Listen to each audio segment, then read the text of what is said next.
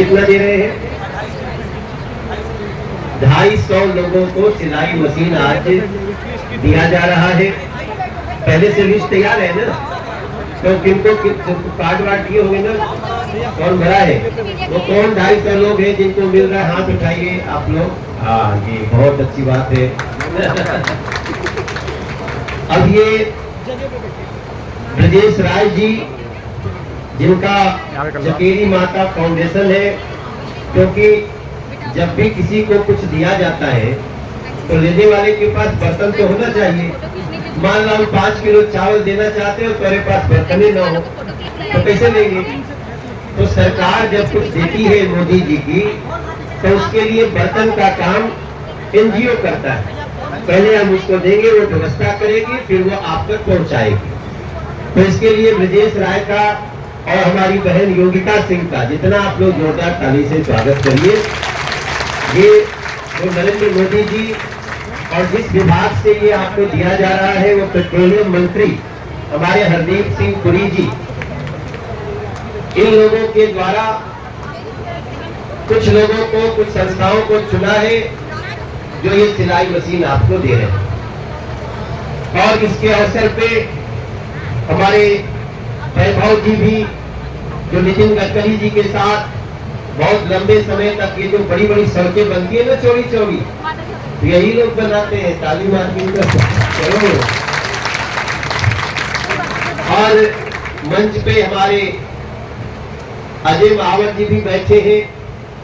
वो पहले जिला के अध्यक्ष थे, अब विधायक भी हैं। और अभी हमने श्रीमती विनीता जी को, प्रेमवती जी को, मधु जी को, लक्ष्मी जी को, रीना जी को, अनु जी को, ऐसे कुछ लोगों को अपने हाथ से दे दिए। तो फोटो खिंचवाना भी तो जरूरी है ना। अब बाकी पहले कहेंगे हमारे साथ क्यों नहीं दोबारा फोटो हुआ, तो क्या करें, अभी और सिलाई मशीन लाना है ना, तो उसके लिए जा रहा हूँ मीटिंग करने। और इस अवसर पे हमारे अनिल त्यागी जी बदल के पार्षद हैं, और मैं भाई साहब का सुभाष कोचर जी, आप स्वयं यहाँ पे पूरा बैठना नहीं है। आगे आने वाले जो मोदी जी जो है, इस देश के प्रधानमंत्री, जो अपनी दिन रात सेवा करके लोगों के बीच में बने हुए हैं। मनोज तिवारी भैया का चुनाव आने वाला है, एक दिन भी घर में बैठना, लोगों के बीच जाना और उनके साथ सेवा का कार्य करना। चुनाव तो आता जाता रहता है। मैं मनोज भैया इन 6 महीनों में लगभग 403 घरों में गया हूँ, और आपको जानकर एक आश्चर्य होगा, क्योंकि ये सामाजिक कार्यक्रमों में कोई राजनीतिक चर्चा नहीं करना चाहता हूँ, लेकिन मेरे मन की एक क्रिया है जो मैं आपको बताना चाहता हूँ। मैं झरोदा के घर में गया, मैं अचानक किसी के घर में जाता हूँ, ऐसा नहीं प्लानिंग से नहीं जाता हूँ कि किसके घर जाना है। एक दरवाजे में छोटी सी बच्ची मिली, उसके परिवार के सदस्य भी आए हुए हैं।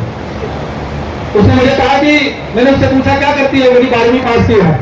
मैंने पूछा कितने प्रतिशत नंबर आए, उसने कहा कि 90% से ऊपर आए हैं। तो मैंने कहा क्या कर रही हो? तो उसने कहा कि मैं ग्रेजुएशन में एडमिशन नहीं ले पाई क्योंकि मेरे पिताजी रिक्शा चलाते हैं और मेरे पास फीस जमा करने का पैसा नहीं है। जो दिल्ली में सरकारी स्कूलों की मॉडल की बात होती है, उसी दिल्ली में जो दिल्ली में रहने वाले लोग हैं, उनकी बच्ची 5,000 रुपया साल की फीस नहीं जमा कर सकती, नहीं पढ़ सकती। इस क्षेत्र की बहुत सारी समस्याएं हैं। इसलिए हमने तय किया कि हम अपनी माताओं को आत्मनिर्भर बनाएंगे, उनको रोजगार देंगे, तो कपड़े का थैला बनाएंगी, वो महिलाओं के कपड़े सिलेंगी और रोजगार उत्पन्न करेंगी। हमारा बेसिक उद्देश्य है कि हमारे झरोदा की बुराड़ी की बेटियां पढ़े और पैसे के कारण उनकी शिक्षा को किसी प्रकार से बाधित न हो, इसी के लिए प्रयास है। और अभी योगिता जी अनाउंस करेंगे, सुभाष चंद्र जी ने पहल और शुरू की है। हम अगले महीने ही, इसी महीने ट्रेनिंग देंगे, अगले महीने 300 बहनों को बुराड़ी में खिलौना बनाने का काम देंगे, जो अपने घर पर कम से कम 300 से 500 रुपया 2-3 घंटा काम करके कमा सकती हैं। और आदरणीय सांसद जी, मैं आपको आश्वासन देता हूं